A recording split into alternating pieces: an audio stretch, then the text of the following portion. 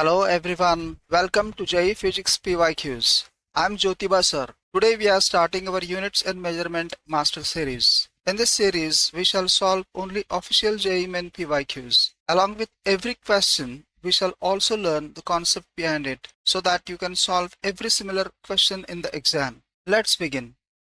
In this question 1, keeping the significant figures in view, we have to find the sum of these three measured quantities. Before watching the solution, pause the video for 20 seconds and try it yourself. Just observe which measurement is the least precise among the three.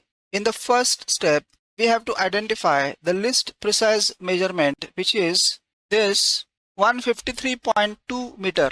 Now let us solve it. First, add the numbers normally. 52.01, 153.2, 0.123. The addition gives 205.333. Now is it the answer? No, because these are measured quantities. Measured quantities follow the rules of significant figures. Now look carefully. 153.2 meter has the least, that is 1 decimal place. Therefore, the final answer must also have 1 decimal place. The precision of the result in addition is governed by the least precise decimal place among the measurements. So this 205.333 becomes 205.3, and hence the correct answer option here is 205.3 meter. Now remember one golden rule. Many students confuse significant figures with decimal places. These are different ideas. For addition and subtraction, always look at decimal places and never count significant figures. For multiplication and division, look at significant figures. This distinction is a standard rule used in scientific measurements. Here, JEE Main is testing whether you know how much of that answer you are allowed to report. That is the real concept of significant figures. Always ask yourself, how precise is my final answer allowed to be?